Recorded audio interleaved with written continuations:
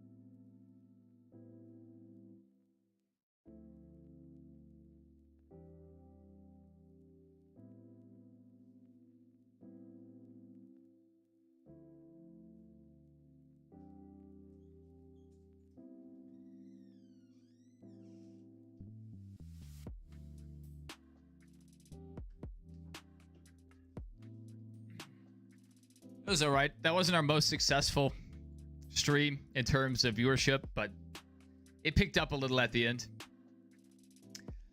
All right. Once we get an update on our... I hope we get an update on our playoff points.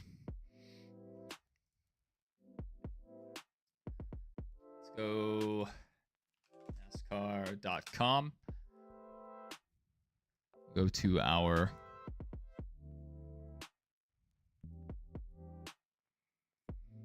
Let's see if the standings have updated. They have updated, right? No, I don't think they've updated yet. Shame.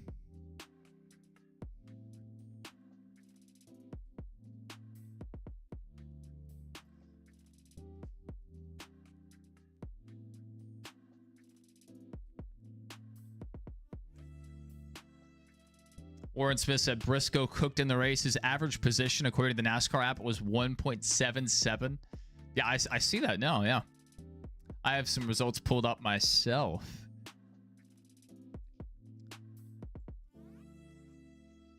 So let me go to our race recap. We'll go through it. We'll try to show some of the highlights throughout the race. So starting out early on in the race, I'll have to go back not too far, honestly, to look at this. There weren't too many highlights, really, throughout the race.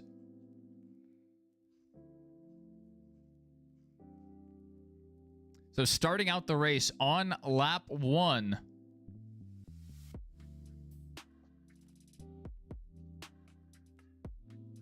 On lap 1, Josh Berry going around.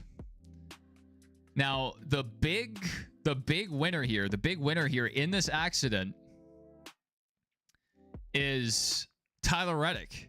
He could have had a day-ending damage there, and he was able to, keep it straight. A few other cars around, but the main guy, the playoff driver of, Josh Berry, ends up taking a ton of damage here. Off track for several laps. He was 144 laps down at one point. But he was able to repair the car and get back out on track. Crazy stuff.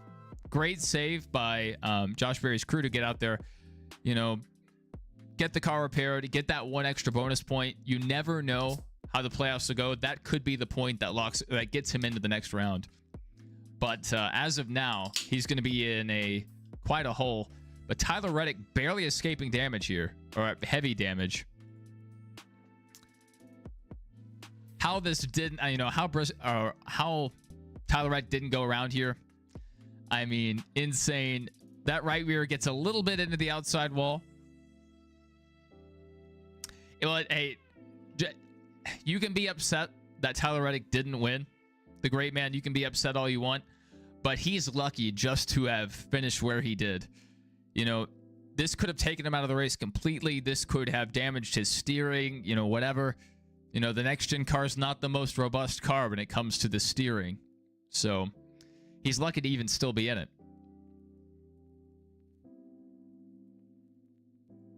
So let's continue through our race recap. So that was lap 1. We have Josh Berry going around. Pretty quiet after that. Make it all the way through stage 1. Chase Briscoe ends up taking stage 1. Let's look at our stage results. Let's go back to our window capture 2. So these are our stage results. Chase Briscoe, Tyler Reddick, Denny Hamlin, Ross Chastain, Bubba Wallace, Kyle Larson, Christopher Bell, Austin Cindric, John Hunter Nemechek, and Ryan Blaney all receiving stage points. William Byron just missing out on stage points. Pretty big opportunity he missed out on there. Ryan Blaney needed the stage point, so we'll talk about that in a second.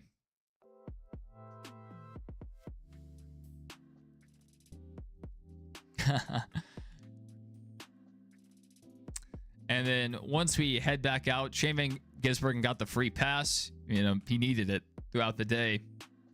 On the restart, Chase Briscoe led them back off. A lot of contact between Chase Briscoe and Denny Hamlin on this restart. And then on lap 152, our next caution for incident, Carson Hocevar spins off turn 4. So we'll try to get a replay of this as well.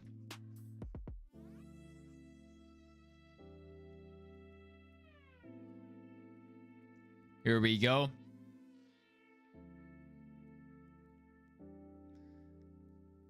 So he saved it the first time he almost went around. And then on this next clip we should be seeing, Carson Hocevar goes around. Now this is karma. He got into several cars on the restart right before this. So, you know, your actions always come home to roost. And there we go. Hocevar going around. It was a good run for Hocevar before this. So, you know, as far as the Spire cars go, Hocevar has been the most competitive one this year. You know, Justin Haley, you know, usually nowhere to be found. And Michael McDowell, he was running great at Front Row Motorsports. And now, you know, he got what could be looked at as a promotion. Not running that well this year.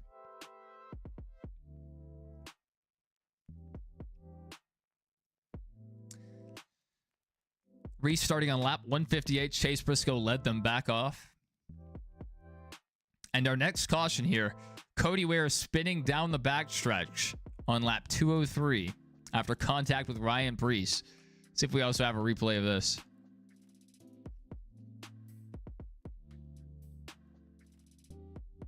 Yep, here we go. We have the replay of Cody Ware's spin. This is a beautiful looking scheme, by the way. You know, Rick Ware Racing, for all their faults, they can make some good paint schemes. So, you know, fair play for Rick Ware Racing. That brings out the caution. It was it was an interesting race. It was kind of the standard Southern 500, to be honest. Nothing too crazy. The finish was pretty close at the end there.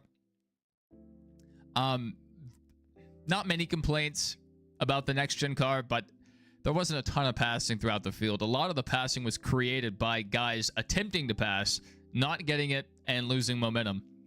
Darlington, they talked about it during the broadcast, is a momentum track. And on top of that, the next gen car is a momentum car. So when you combine those two, the slight, just a slight mistake, not being able to clear for a pass, you lose 3-4 positions. So tough race. We did see a little aero blocking, especially when Denny Hamlin was out front. But Chase Briscoe, he earned the win. I mean, what more can you say? The best guy won at the end of the race. Let's see what else happens here. Lap 210, Daniel Suarez free pass. Lap 250 in their restart, Chase Briscoe leading once more. And then on lap 230, Chase Briscoe wins stage 2. Let's look at our stage 2 results here. Now remember, this does factor in pretty heavily to our playoff standings. So Chase Briscoe, once again, 10 stage points. Huge points day for Briscoe. Tyler Reddick, second, 9 stage points. Eric Jones, third. Kyle Larson, fourth. Fifth, AJ Allmendinger. Sixth, Ross Chastain. Seventh, Bubba Wallace. Eighth, John Hunter Nemechek. Ninth, Ryan Preece. And 10th, William Byron, receiving 1 stage point. So our regular season champion not having the best points day. JC said Allmendinger's peaked. Allmendinger ran a good race. He ran a good race. He wasn't up front the whole time, but for a lot of the race, he was up towards the higher portion of the top 10. So great day for Allmendinger. Let's look at our stage 2 points or stage 2 results.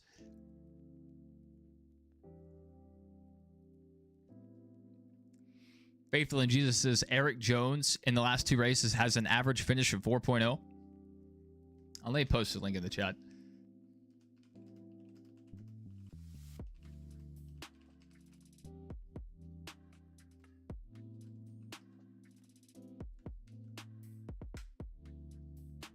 So if anyone wants to call in later, we will have a call-in section for the stream. So if you guys want to share your thoughts, go ahead and join our Discord and just let me know when you're ready. And I'll give you guys a call through Discord. But until then, let's resume our race recap. Alex Bowman on lap 231, finally able to get his laps back. He had an incident on pit road earlier in the race where both guns came unplugged, both air guns. And then the right front ended up landing on the hose, so it slowed down the stop. They had a 40-second pit stop, and he went multiple laps down. So lap 231, he was finally able to make it back to the lead lap. Not that it did him much good. Lap 238, Chase Briscoe once again leads them off.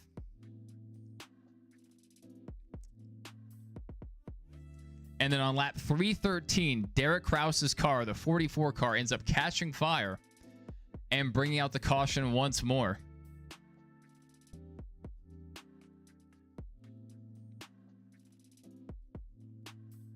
We completely skipped over the Blaney accident. We'll go ahead and show Blaney's accident here. We missed that at some point in our race recap, but here we go. Blaney ended up suffering quite a bit from this. He didn't receive much damage in the accident to the body of the car. Just a little bit on this right rear. He kisses it right there. My concern when this happened was how much is the underbody damage, because this is an underbody driven car. That's where most of the downforce comes from. And, you know, once that splitter gets damaged, once the diffuser gets damaged, your day of being competitive is over. And, you know, Ryan Blaney did suffer throughout the second half of this race. But let's find our next caution. There it is.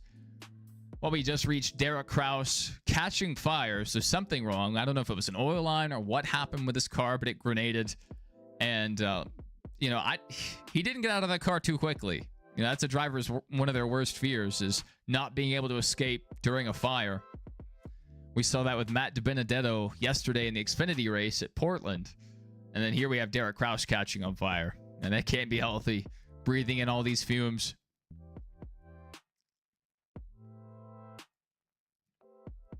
So Chase Elliott received a free pass for that incident.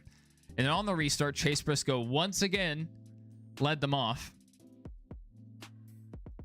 And our next flag was the checkered flag. Tyler Reddick tried to run down Chase Briscoe, was not able to seal the deal, made a last-second dive to the inside, got to his rear quarter panel, but didn't take the measure of wrecking him, and that's respectable.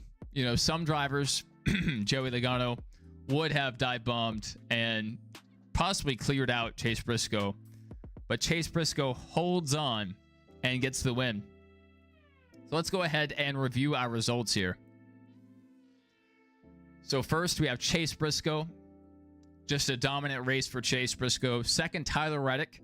Tyler with a huge save on that lap one accident with Josh Berry. could have ended his day. There were worries that his car might catch fire because he did receive a lot of damage to that composite body behind where the exhaust kicks out all the excess fuel in the form of flames. So he did smell smoke at one point inside the cockpit, but they were able to continue and have a really good day. Then in third and fourth, we have our two Legacy Motor Club drivers, Eric Jones and John Hunter Nemechek. Very respectable days. Eric Jones, it looked like, possibly had the faster car there at the end, but he could not get around Tyler Reddick to make an attempt at Chase Briscoe. But if there had been a caution, we may have had an Eric Jones upset win there. Eric Jones knows how to get it done at Darlington. We talked about that before the race, and it turned out to be a good day for the 43. And it's good to see the 43 run competitive. Very historic number in NASCAR, even though they're now with Toyota and Petty isn't as involved. Fifth, another great race by an underdog, AJ Allmendinger. Mr. Where did he come from? He ran good throughout the race. Bubba Wallace in sixth, running the Air Force Stealth Bomber paint scheme. Pretty cool. Eighth, we'll go seventh, Denny Hamlin.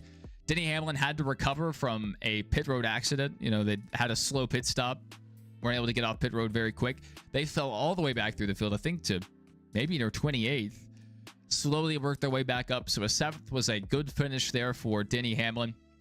They also said what they might have had was a little bit of steering damage. So not sure how much that impacted him, but Denny's very good at Darlington. So kind of crazy to see him fall off like that. Eighth, we had Kyle Busch. Good day for him. Ninth, Carson Hocevar. Good recovery from his spin. He did commit a few acts of terrorism, but once again, Carson Hocevar, the most competitive Spire driver. 10th, Chris Buescher. Good top 10. Not the best day, but, good finish. Ross Chastain. Disappointing finish for him. He did run pretty competitively, and at times looked like he had a car that could have been competitive towards the end, but he ends up falling off pretty heavily in that last stage and finishing 11th. Austin Cindric 12th. Not a terrible day. 13th for Zane Smith. Good day for the 38. 14th for Noah Gragson. 15th for Brad Keselowski. 16th, Ryan Preece. And then we get into a few playoff drivers down here. Quite a handful of playoff drivers. We have Chase Elliott, 17th. Not a good day. 18th, Ryan Blaney. Had a little underbody damage, it seems like. Wasn't able to really corral the car. And a huge fall off for Kyle Larson. At times he was running up towards the top 5. And, finishing the race in 19th. Very disappointing finish for Kyle Larson. Joey Logano, he fell back early in the race. I believe he started towards the back early in the race anyway. He knows how to get it done at Darlington. I thought he would be more competitive. Joey not putting it together. And the guy who led 83% of our laps in the spring, William Byron, not able to get it done. Not really a good day. 21st. Never really ran that competitive. We saw him get one stage point, I think, in stage 2. Ty Gibbs, 22nd. Austin Dillon, 23rd. He had a couple good races. He had Richmond, he had Daytona, and then he falls off a cliff here. Cole Custer, 24th. 25th, Daniel Suarez. 26th, Todd Gilliland. 27th, Justin Haley. Disappointing finish for Justin Haley. Earlier in the race, he was running up and towards the top 12, I believe. I believe he was in 12th. 28th, Riley Herbst. Horrible year. Horrible year for Riley Herbst. How often do you think of him? Because a lot of times I forget 2311 even has a third car. He has not adapted well to the Cup Series, and honestly, he doesn't deserve that ride. That's a purchased ride. He's a funded driver. That's why he's in the Cup Series. And, maybe he can turn it around next year, but so far, I'm not sure if he'll even be around next year with how things are going with the 2311 lawsuit. 29th, Christopher Bell. He received some front-end damage. Never quite recovered from that. Not a great finish for Bell. He had those 3 wins back to back to back early in the season. Hasn't really ran that well since then. 30th, Ricky Stenhouse Jr., not a great day. And 31st, Alex Bowman, qualified poorly. Looks like he may have started to make his way up through the field, and then everything fell apart. on, I think, his second pit stop of the day. He had a 40-second pit stop. Both the air guns came unplugged. Had an issue with the right front as well. The jackman had to go back around. Horrible pit stop. And the car never really was that good. You know, he ends up finishing 31st. So horrible points day for Alex Bowman. And then behind him, Shane Van Gisbergen. I think he has 4 wins on the season. And the SVG apologists have been saying, oh, he's getting better at ovals. Oh, he's been running Legends car races. I've talked about his Legend car races. But clearly, he still struggles with the oval tracks. I don't know if they didn't bring a good car today or if SVG's really that bad on ovals. But 32nd, and I didn't like their strategy call of running long. It didn't make sense to me. And, you know, they ended up paying the price there. Behind him, Michael McDowell.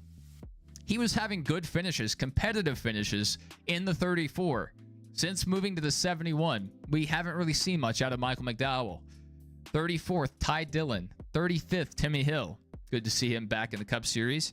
36th, Derek Kraus. He caught on fire. Cody Ware also going around. Finishing 37th and 38th. One of our playoff drivers. Terrible day, but they did end up getting the Xfinity fastest lap. Josh Berry. So rough. Very rough. There we go. Results. So I don't know if we have the playoff standings posted yet.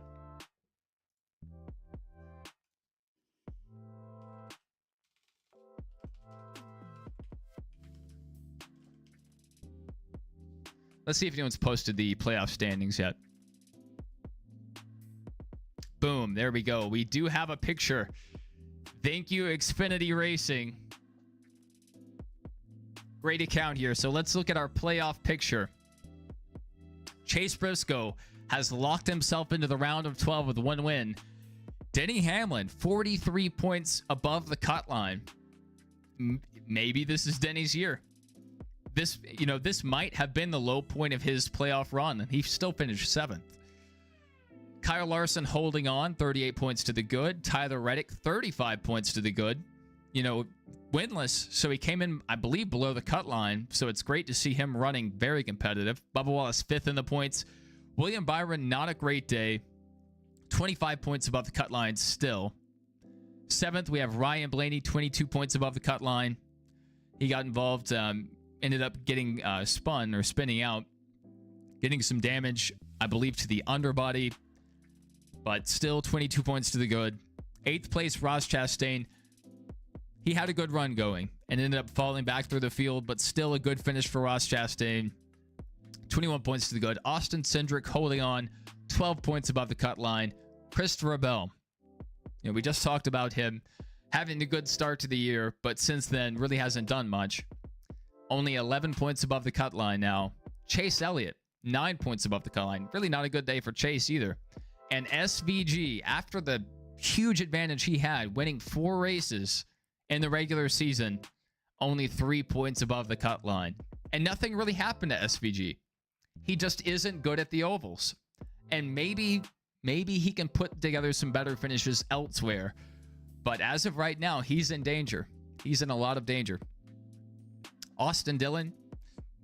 He's Austin Dillon. That's all I can say about him. 8 points below the cut line. Alex Bowman. Horrible day. Horrible day. You know, didn't get involved in any accidents on the track. But on pit road, horrible pit stop, horrible qualifying effort, and the car just wasn't there. Absolutely ridiculous stuff here from Alex Bowman, barely sneaking in the playoffs, even though he's 9th. He was 9th in the regular point standings, but with all the wins, he almost missed the playoffs. Anyway, barely getting in, got the last position, and still 19 below the cut line. So not a good day for Alex Bowman. Didn't get a single stage point. Never really ran higher than maybe 25th. I mean, it was just a bad day all around. And Josh Berry qualified great and ends up in a lap 1 accident. So that's a look at our playoff standings.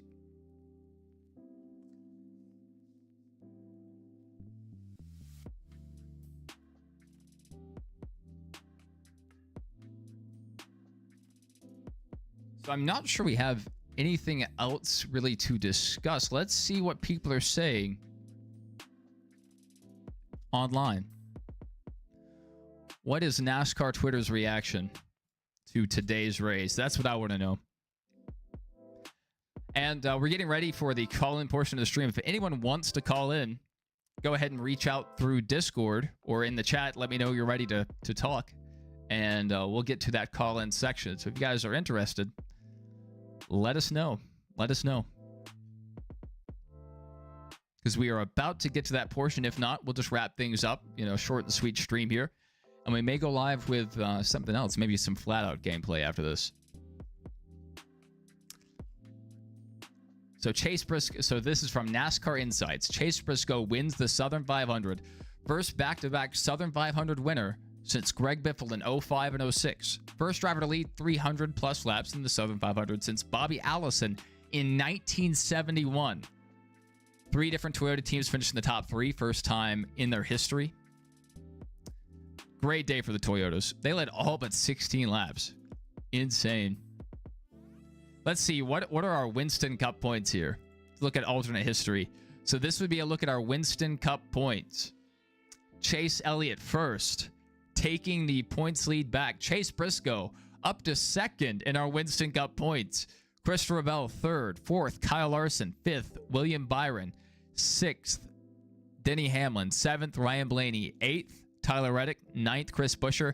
And making his way into the top 10, Ross Chastain. So look at that. Wouldn't that be insane? Chase Briscoe, second in the points battle. Right now, he's leading the points in our playoff system, but right here, full season point standings, Chase Briscoe would be our Winston Cup points leader. Insanity. Insanity. Good celebration there. So I don't know if you guys know the story, but Ryan Blaney, not Ryan Blaney, Chase Briscoe's wife had a miscarriage. They had a hard time.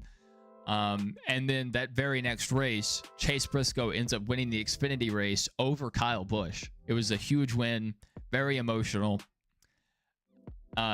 Rick Allen got a lot of blowback for bringing up the miscarriage in the run-up to that race, but here he is with the child that him and his wife, I believe Ashley Briscoe might be her name, eventually had. So good story, full circle moment here for Chase Briscoe. Good to see him get it done at a very important track in Chase Briscoe's life. All right, let's see what the latest talk is on NASCAR.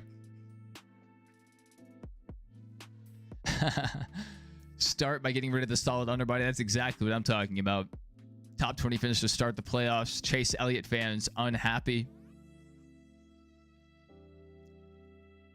Bell frustrated with Hocevar after a pit road incident. NASCAR slowly being Bud Lighted and Cracker Barreled. You know, people unhappy with NASCAR as well. Well, it doesn't look like we have anyone wanting to call in here. So that may do it for our post-race coverage unless we see any other stories pop up here. Let's see, what is our next race, our next NASCAR race?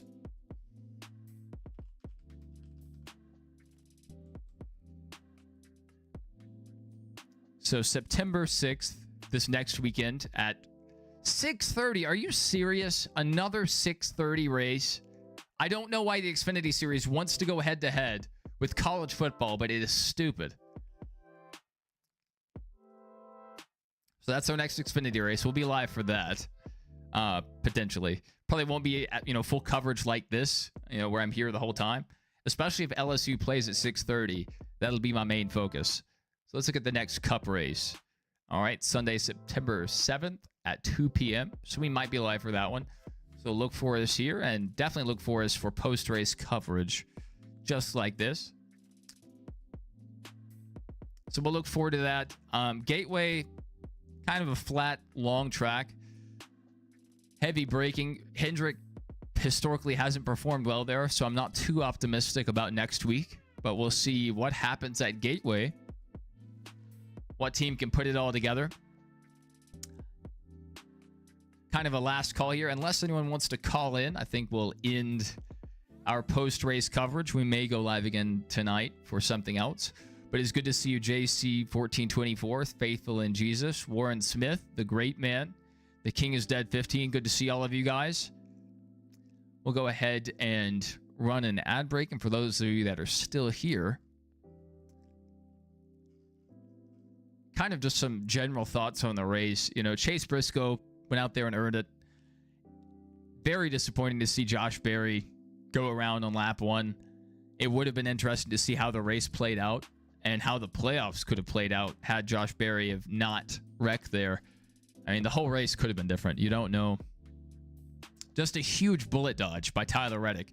You know, disappointing for him to come up just short, but very impressive. Very impressive for that team to pull through. You know, that's one of the moments that we may look back on that we say, you know, that's the moment that won Tyler Reddick the championship. That's the moment that saved his playoff. So we'll see. Denny Hamlin right now looking very good in the points. Usually he chokes in the postseason. So we're still on choke watch. But right now, maybe this is Denny's year. You know, we'll have to keep an eye on him. The Toyotas definitely had something figured out today at Darlington. So, yes, good to see you, Faithful in Jesus. Always good to see you guys during the race streams. But I think that'll do it for us, guys. Thank you guys for tuning in during the race. And thank you to the currently 268 of you that tuned in for our post-race coverage. And if you're seeing this later, thank you guys for tuning in. And hopefully